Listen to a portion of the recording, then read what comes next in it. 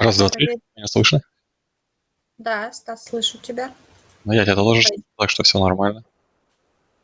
Все, доброе утро всем. Подождем ровно до 10.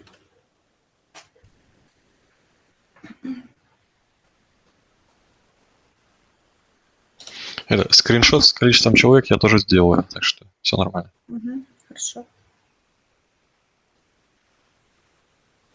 У нас пока присоединилось только 3 человека, я вижу.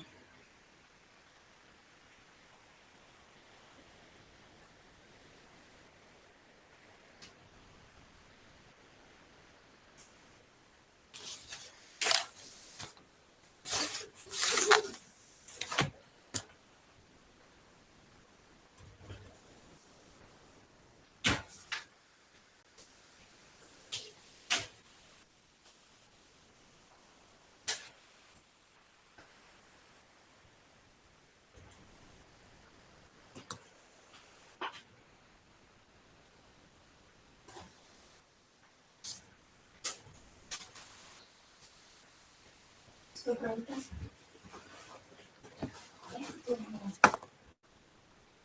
Да, я тоже шла в курс.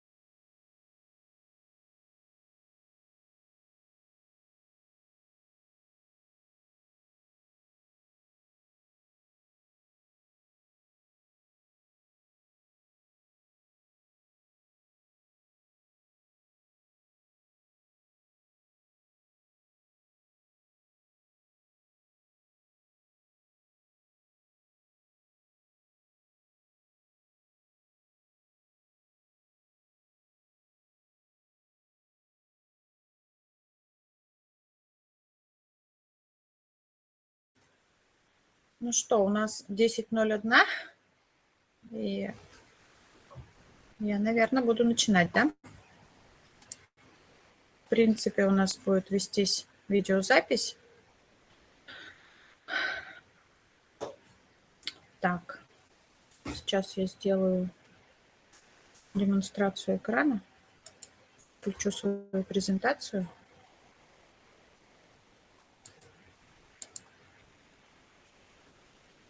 И отключу видеокамеру, перейду на большой экран.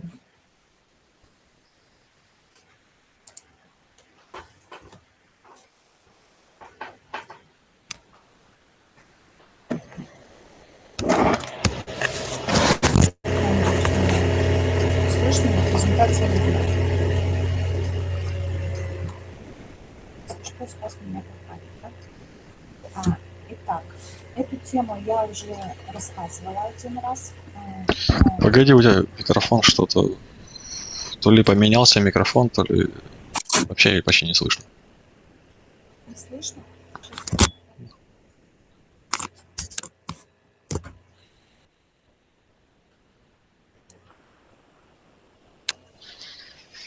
Сейчас хорошо ли не слышно? Нет, нет, плохо.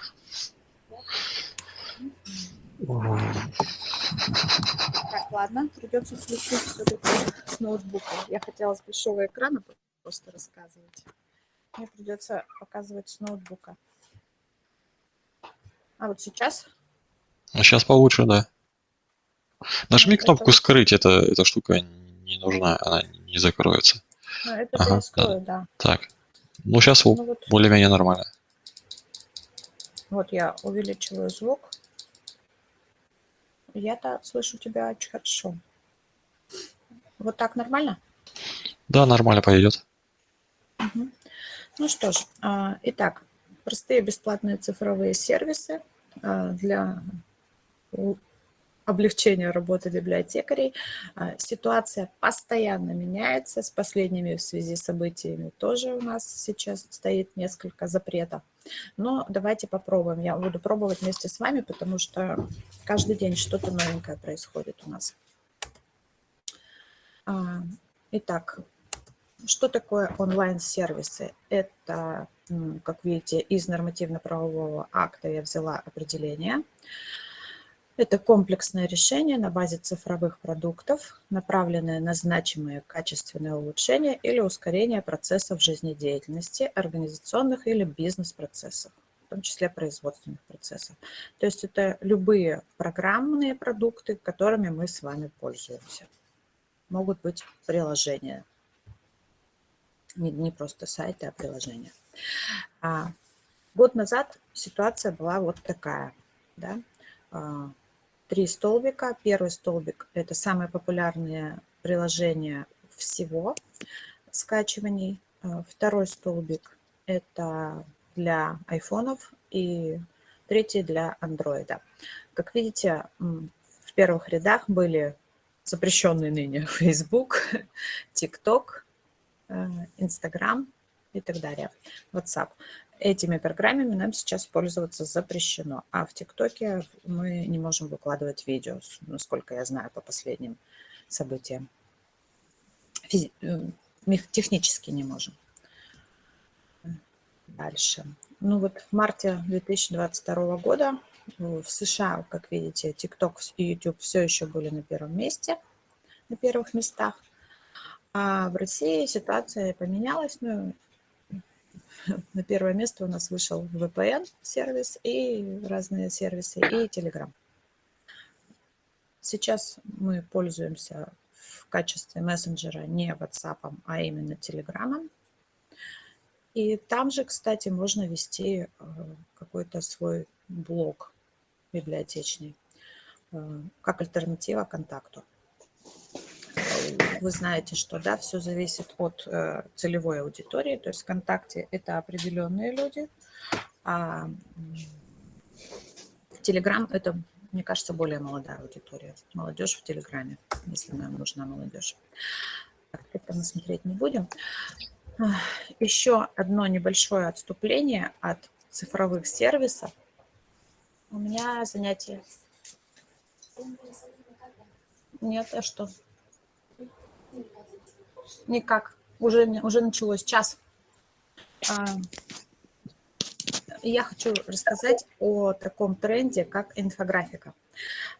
Сейчас, вы знаете, клиповое мышление, даже не только у молодежи, а и взрослых людей это присуще, то есть взгляд задерживается, уже даже говорят, что не на 8 секунд, а на 3 секунды. Если за 3 секунды вы не привлекли внимание пользователя своей информацией, своим контентом, то он будет листать ленту дальше.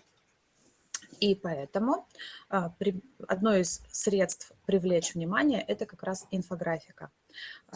Не длинные тексты, хотя длинные тексты тоже в определенных случаях имеют преимущество для определенной целевой аудитории на определенные темы, когда вы пишете, а именно вот инфографика, но не путайте это с простыми картинками. Любая картинка, у кого-то включен звук, и мы слышим посторонние звуки, кроме меня. Посмотрите, пожалуйста, микрофоны. У всех ли они выключены? Или это, Стас, ты там шуршишь? Все, я выключил его. Я могу выключать звук, но включать больше не могу. Спасибо. Так, итак, если кто-то захочет задать вопрос, вам надо будет нажать микрофон, включить звук, если вы захотите вслух задать вопрос. И также можно писать в чате. И если у вас будут какие-то проблемы со связью, вы тоже можете писать в чате, но я предупреждаю, что у нас есть видеозапись. Я уже говорила вам об этом сегодня. Итак, инфографика – это не просто картинка. И просто вообще в инфографике просто картинки, не несущие никакой смысловой нагрузки, не используются. То есть любая картинка, она заменяет текст. Таким образом, информацию легче воспринимать, легче запоминать. И хорошие, правильные картинки, они гораздо эффектнее, чем длинные какие-то тексты. Мой любимый пример инфографики на английском языке, потому что вот тут все информативно. Каждая буква, каждая цифра, каждый цвет и весь рисунок, он несет какую-то информацию. если вы понимаете английский язык, то вы понимаете, о чем идет речь. В принципе, вы по картинке видите, о чем идет речь. Так вот, оказывается, что 1% того, что вы видите на рисунке, это белки, 4% это соль, 75% воды, 8% клетчатки и так далее. Да? И смотрите, внизу шкала цветов, и указан нормальный цвет, и указан цвет, когда надо бежать к врачу. То есть вверху написано, что каждый человек примерно в среднем 0,9 килограмма вот этого выделяет. Вот, то есть не могу найти примера лучше, чем эта картинка. То есть вот это, на мой взгляд, это идеальный пример инфографики. Ну, давайте посмотрим примеры более близкие к библиотечной работе. Я надеюсь, у вас на экране видно. Вот так, например, изобразили гигантов Серебряного века. В зависимости от размера книги мы видим, сколько стихотворений тот или иной поэт написал за свою жизнь. Да, и вот такое сравнение, в таком сравнении сразу видно, кто у нас был лидером, кто успел написать мало стихотворений. Бальмонт. Дальше. Вот такая картинка Чехов в цифрах. Да. Я, честно говоря, плохо вижу у себя на этом маленьком экране ноутбука. Вы можете найти эту картинку потом в интернете, если интересно. Но тут и о его жизни, и о его творчестве какие-то цифры приведены. Анатомия Пушкина. У нас скоро будет день рождения Александра Пушкина. Очередной раз мы будем отмечать.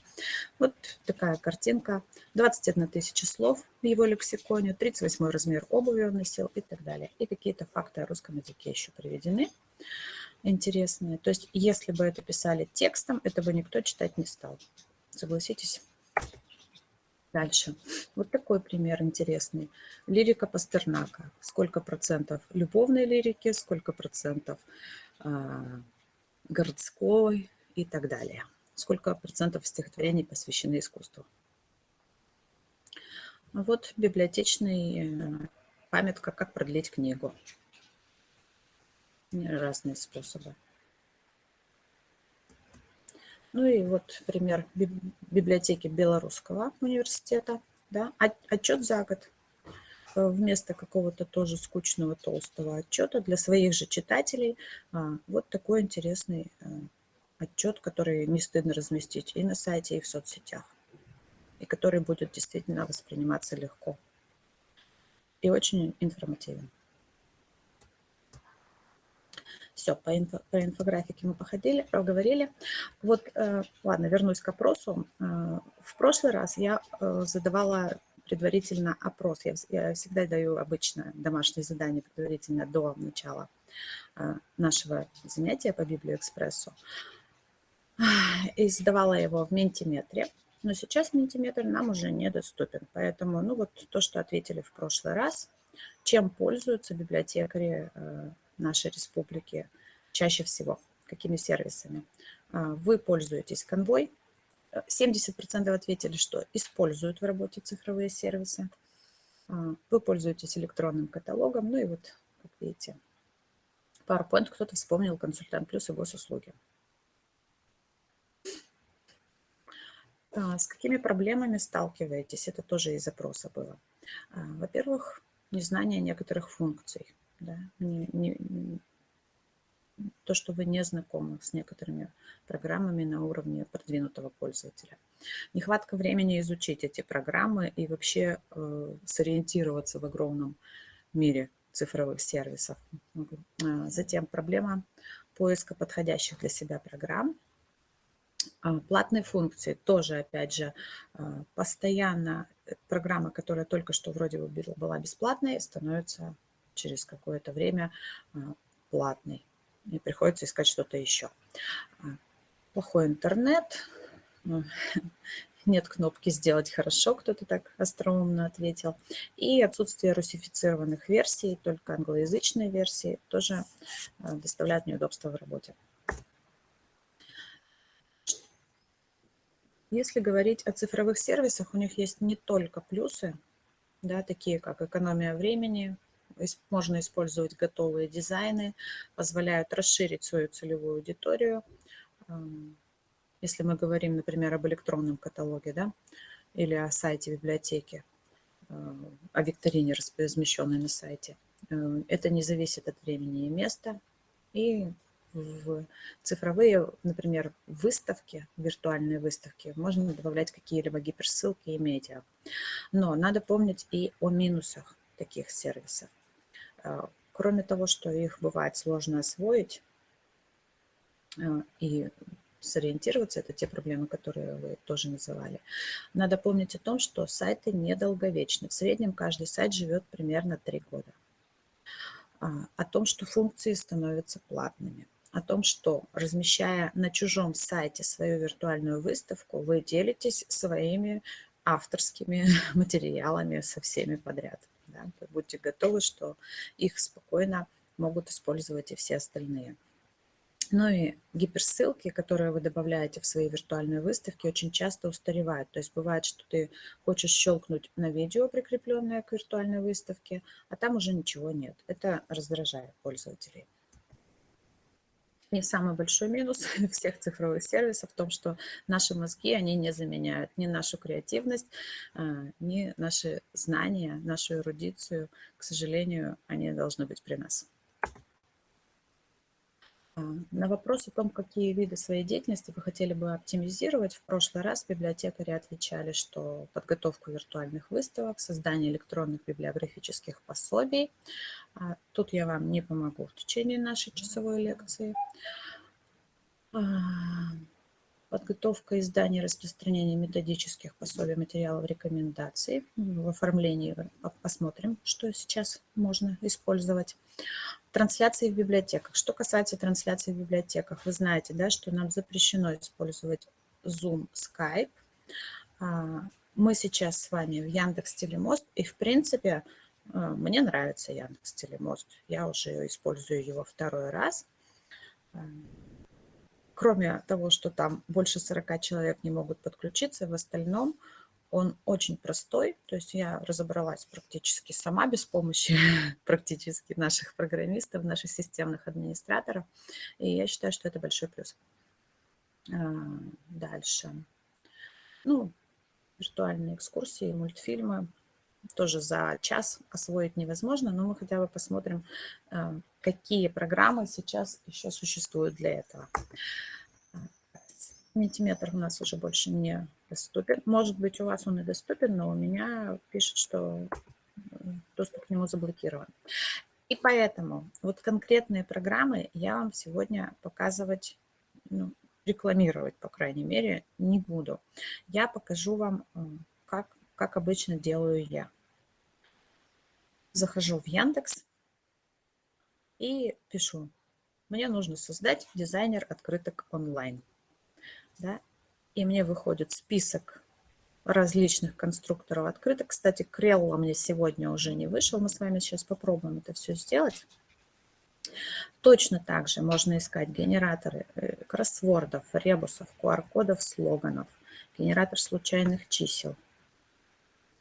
Learnist мы посмотрим сейчас чуть попозже.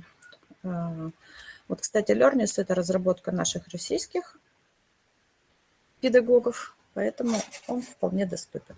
Ну что, давайте перейдем тогда в Яндекс.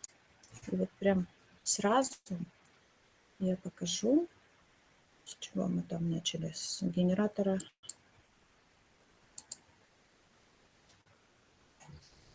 открыток, да? Дизайнер открыток бесплатно. Вот видите, он предлагает мне канву, но канву вам Светлана покажет попозже. А мы откроем что-нибудь другое. Сайт называется makedp.com. Он, видите, доступен. И очень прост. Это я уже попробовала вот здесь вот добавить текст. Ввела текст. Он у меня появился, и я его могу перетащить в любое место. Точно так же можно добавить свое изображение, выбрать из галереи то, что здесь есть. То есть вот простейшую какую-то афишу, открытку, плакат, добавить фигуру, настроить фон, еще и календарь. Да.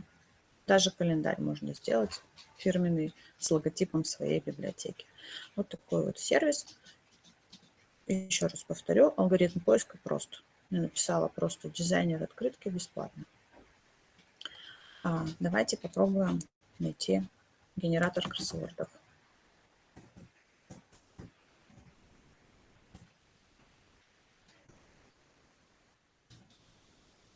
Вы же видите, да, что я делаю?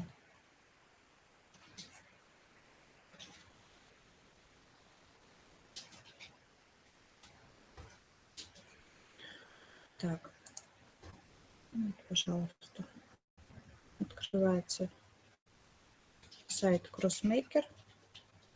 Здесь вы забиваете те слова, которые вам нужны будут в кроссворде. Вы можете размер кроссворда указать в зависимости от количества ваших слов. И, пожалуйста, он вам моментально его создает. Дальше вы его копируете куда хотите, Word, Excel. Скачать заполненный, скачать пустой. И не надо мучиться его рисовать самим. Что еще посмотрим? Давайте еще посмотрим генератор слоганов.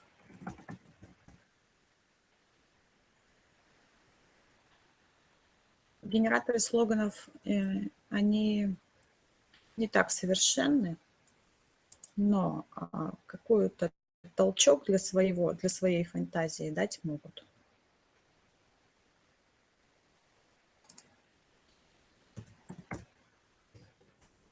Здесь я пишу какое-то слово. Могу выбрать любое. И вот вам предлагаются слоганы.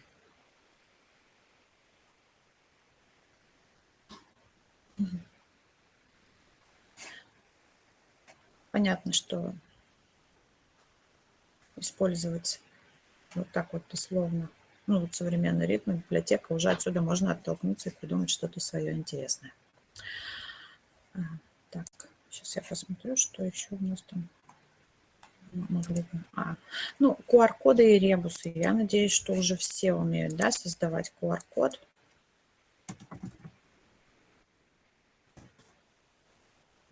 Даже на английский переходить не обязательно.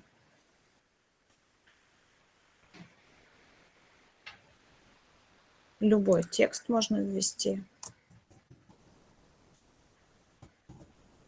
Можно ввести ссылку на сайт. Да? И вот создан QR-код. Если вы сейчас сюда, к этому QR-коду поднесете свой смартфон, вам выйдет текст «Добрый день». Тот, что я сейчас закодировала. Угу. Так, дальше. Очень хороший. Сейчас я закрываю свои генераторы кроссвордов, чтобы они нам уже не мешали.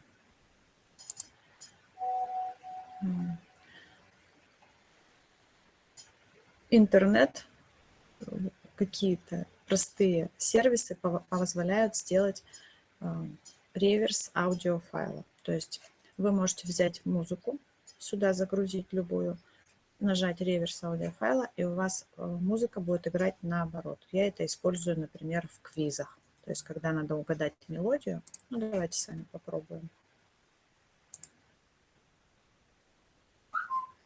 Я вам сейчас включу мелодию, а вы ее попробуйте угадать.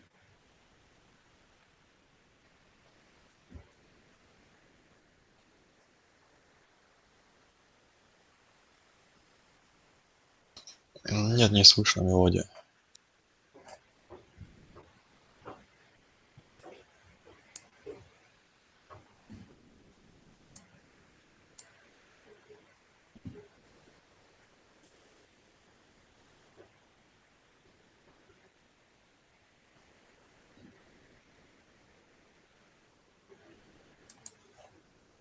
Угадали?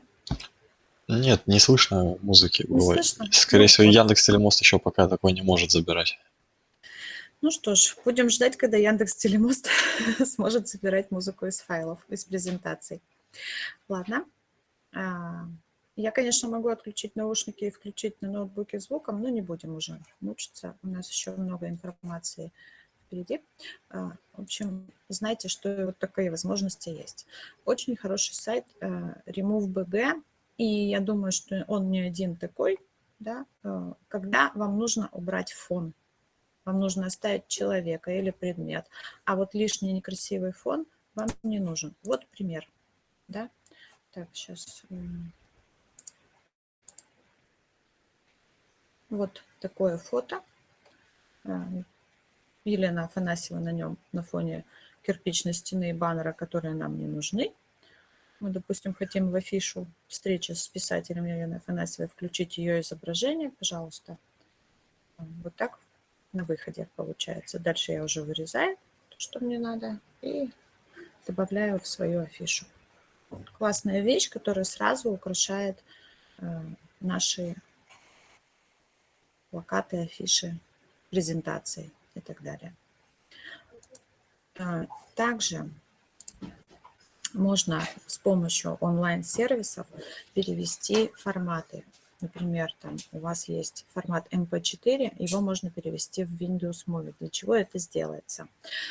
Я на своем опыте могу сказать, что далеко не каждый компьютер читает файлы MP4. Windows Movie читают практически все. То есть, когда я иду с презентацией куда-то за пределы библиотеки, я стараюсь видео переводить вот в этот формат, потому что часто у нас бывали такие технические сбои, когда мы не могли показать видео, и это было очень печально. PDF Word, PDF в Excel, видео, из видео взять только звук, все это позволяют конвертеры форматов. То есть вы в Яндекс.Поиске набиваете конвертер форматов онлайн бесплатно и загружаете туда свой файл и переводите. Пойдем дальше. Так, дальше. Сервисы Google нам сейчас использовать не рекомендовано, но Яндекс постоянно развивается, и в Яндексе есть свои Яндекс.Формы, есть свои документы, таблицы, презентация. Я, правда, ее не смотрела, я пользуюсь PowerPoint. И Яндекс.Переводчик. Давайте посмотрим, как выглядят Яндекс.Формы. Яндекс.Формы я использовала, когда мы все сидели с вами на пандемии. И где она у меня? Яндекс документы.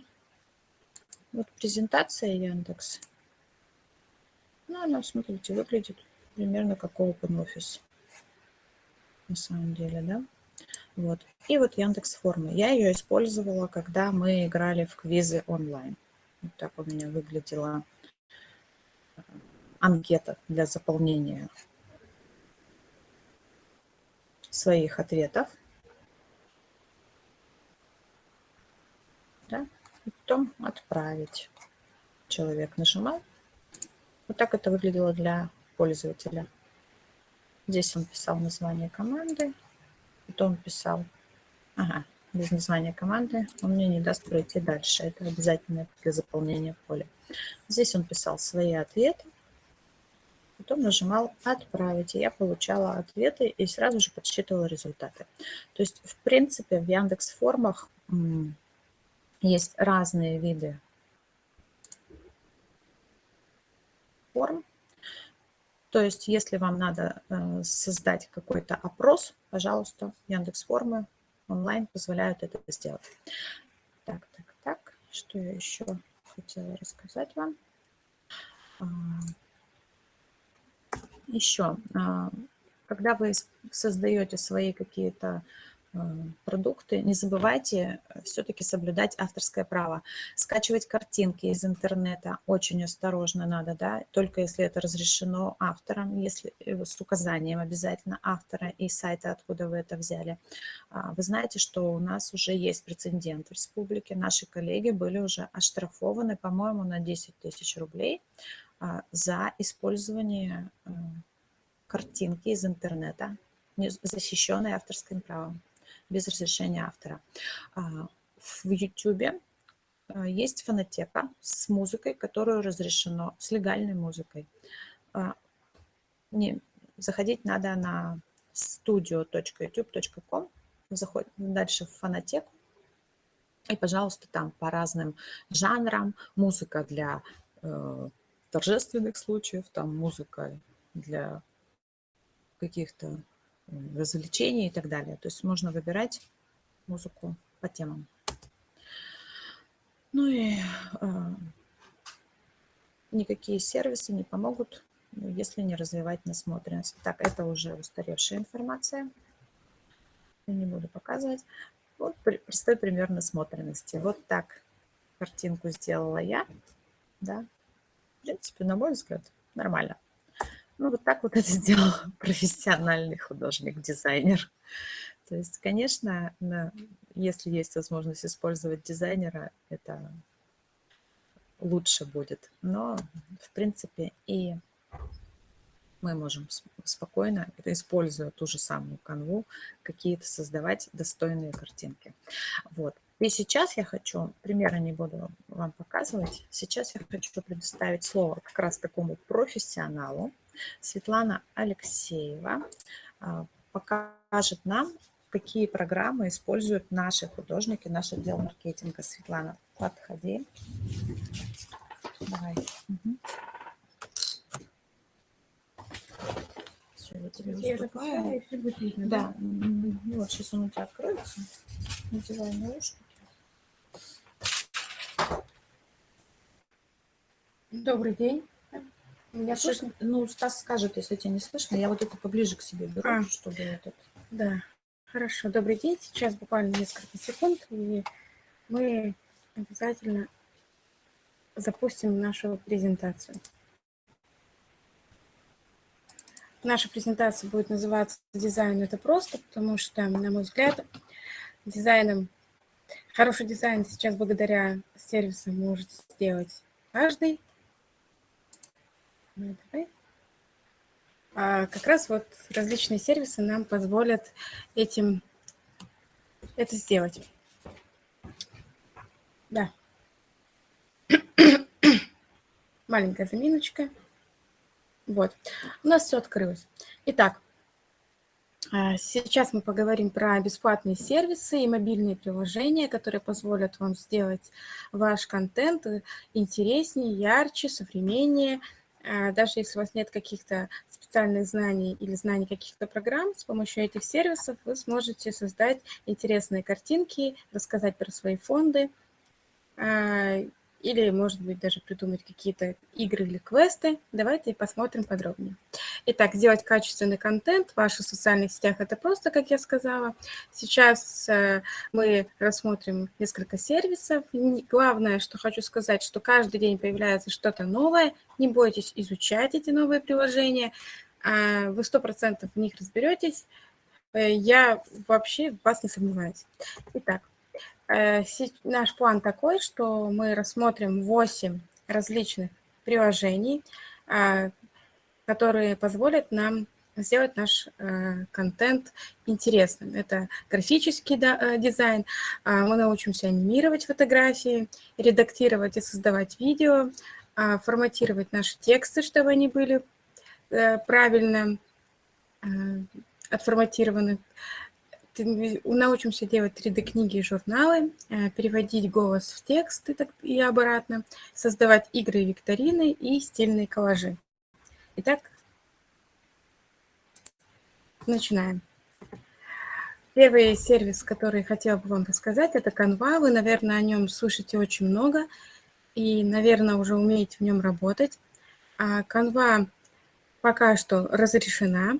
Это самый простой сервис для создания абсолютно всего, всех дизайнов. Там заранее есть шаблоны необходимых размеров для того же самого контакта, для создания видео шаблонов, для создания презентаций. Рекомендую вам обязательно туда зайти и попробовать, допустим, новый формат. Если вы, допустим, создавали там только картинки, попробуйте там создать презентацию или сделать видео. Там находится большое количество шаблонов, в которых можно работать. Это легко, удобно. Как я правильно говорила, что там создание любого дизайна возможно.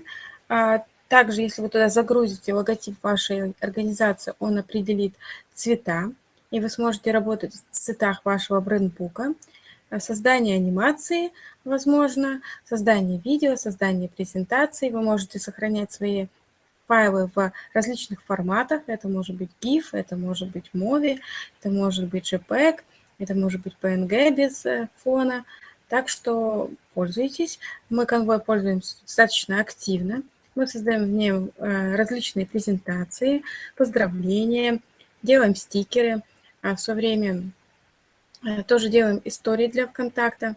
Ну, оформляем интересные подборки книг. Canva используется нашими сотрудниками очень активно. Следующее приложение, оно находится на телефоне. Вы его можете скачать с помощью Google Play. В нем достаточно много функций, есть примеры работ, но, может быть, минус является тот, что он доступен только со смартфона. Функционал: вы можете анимировать изображение. Это, допустим, первый вариант. Там наложение различных эффектов, заменять фоны и так далее. То есть, допустим, вы можете также анимировать какое-то дерево или какую-то воду, или, допустим, анимировать штору на вашей фотографии, и это привлечет внимание к ней. Вы можете сделать эффект наложения. Это вот второй пример. Здесь падает снег, может быть, не совсем четко видно, но, поверьте, он там есть. Вы можете... Там есть бесплатные варианты наложения. Это и вода, и огонь, и снег, как мы видим уже здесь. Также есть третий вариант, это замена фона. То есть нами была выбрана фотография, девушка в нашем читальном зале стоит, и мы на задний фон наложили космос. То есть вы заранее скачиваете на свой телефон видео, которое хотите на фон прикрепить, и убираете фон и закрепляете. Минус является в том, что, как вы можете заметить, на каждой фотографии есть логотип этого приложения. Если вас этот логотип смущает, то нужно будет за пользование программы заплатить. Следующее приложение – это CapCut. Это приложение, которое можно тоже с помощью Google Play скачать. Это самый простой сервис для редактирования и создания видео. Здесь можно создавать не только вертикальные видео, но и горизонтальные. В этом приложении масса различных бесплатных эффектов, а самое главное, что здесь находится огромное количество бесплатной музыки, которой абсолютно легально можно пользоваться. Наложение текста, наложение звуков, наложение музыки, склейки. Здесь все очень просто и легко, интуитивно понятно, и детально разбираться в чем-то не нужно. Также можно анимировать текст. Я вам всем рекомендую его скачать, попробовать. Скачивается ваше видео в хорошем качестве без логотипа данной компании, данного приложения. Тоже удобно. Но для того, чтобы открыть весь функционал, конечно, необходимо будет тоже заплатить. Но даже на бесплатной версии можно создавать клевые работы, которые вы видите как наши примеры. Следующий сервис позволяет вам отформатировать текст, то есть улучшить его визуально. Вы можете вставить свой текст в поле, и он автоматически заменит кавычки на нужные нам, сделает правильные тире, расставит пробелы с соблюдением всех требований. То есть вы сможете сюда текст закинуть, нажать одну кнопку и потом уже копировать хорошо отформатированный текст в ваши сервисы или на ваш сайт, и это все будет выглядеть единообразно, красиво, хорошо. Этот сервис есть просто в вашем компьютере, да, вы можете забить данный поисковый запрос, выйти на него и пользоваться им абсолютно бесплатно. Мы используем это для того, чтобы отформатировать, допустим, тексты как раз для сайта или для нашей группы во ВКонтакте. Следующий сервис, который я особенно горячо рекомендую, позволяющий делать 3D-изображения книг и журналов. То есть мы прекрасно понимаем, как важно рекламировать наши книжные фонды, чтобы они были привлекательными, интересными. И не всегда у вас есть возможность сфотографировать хорошо книгу, или не всегда у вас есть на это время. Поэтому вы можете брать изображение книги, обложки, да, с сайта, а для того, чтобы превратить его в 3D изображение, вы можете зайти на этот сайт. Здесь очень просто.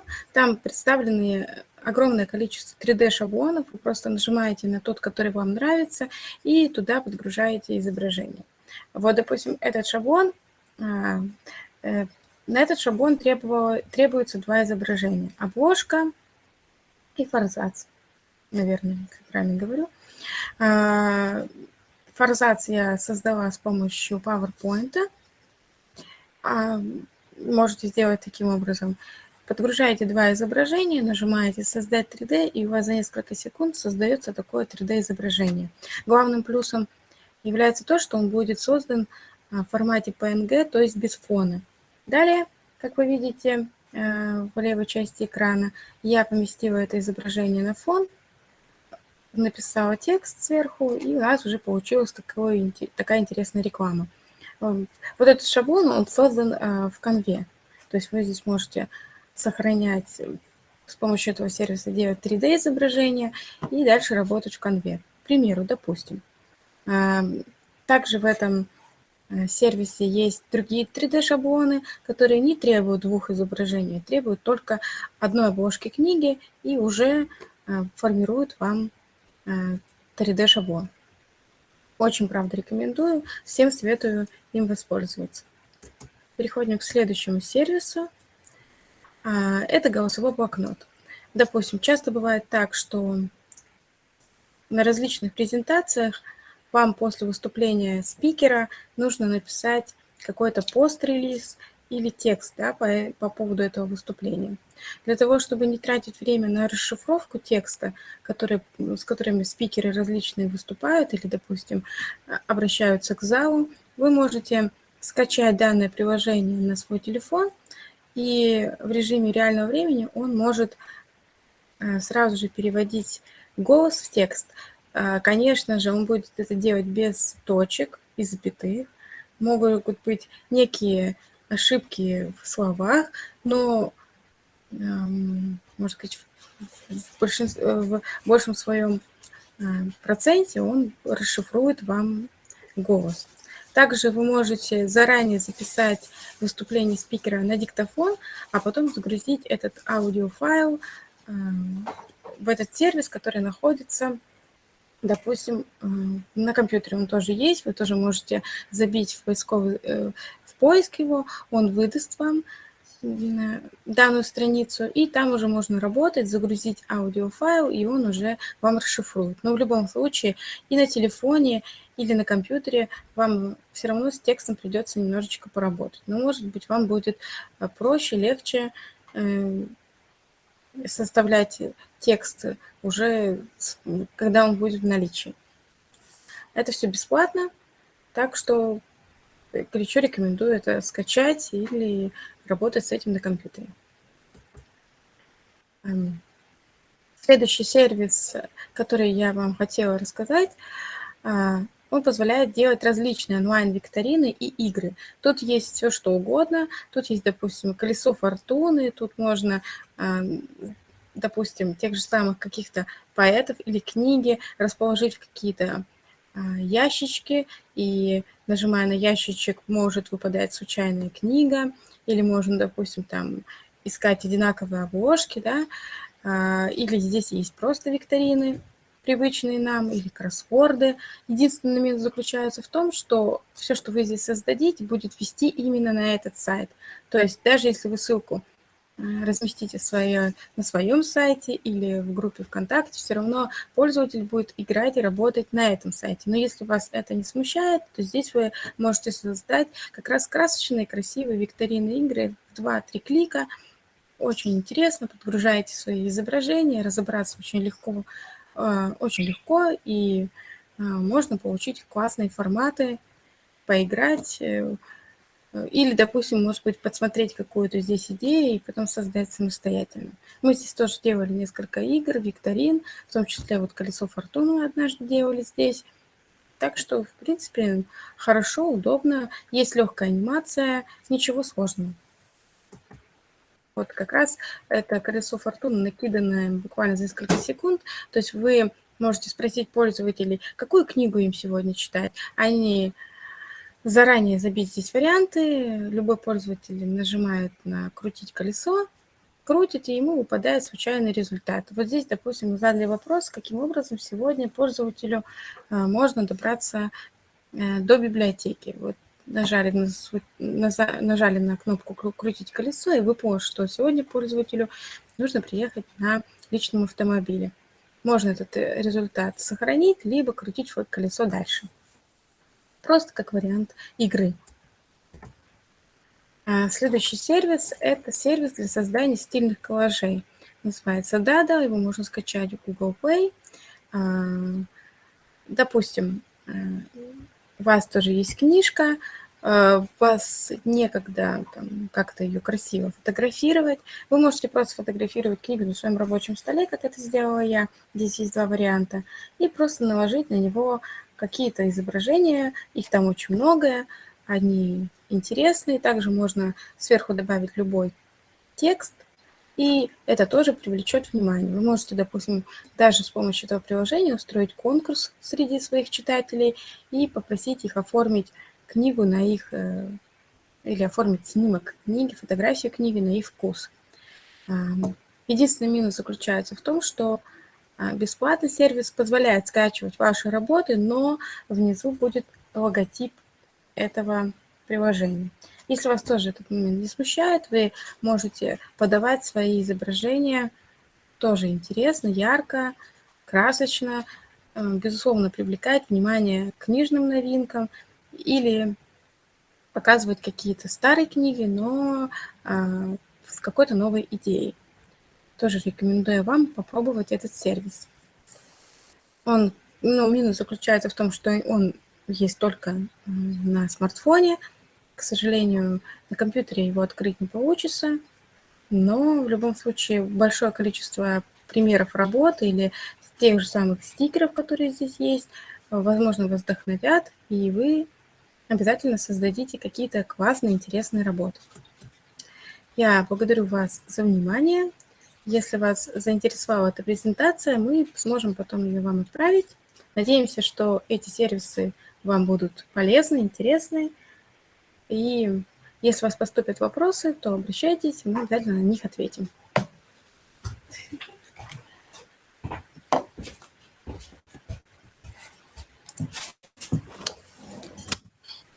Спасибо. Так, ну что ж, я сейчас вернусь и остановлю демонстрацию.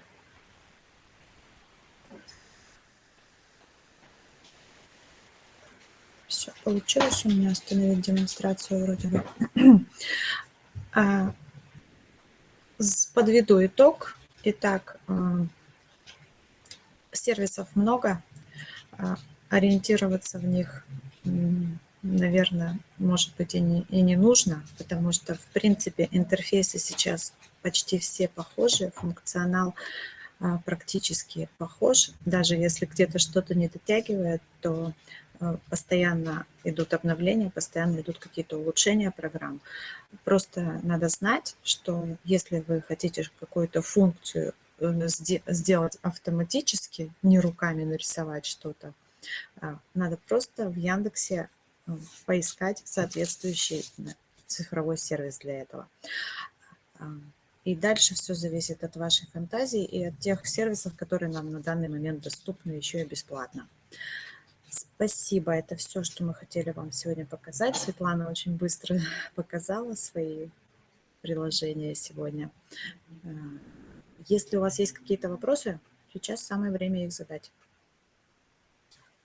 В чате я смотрю, пока вроде бы ничего не написано.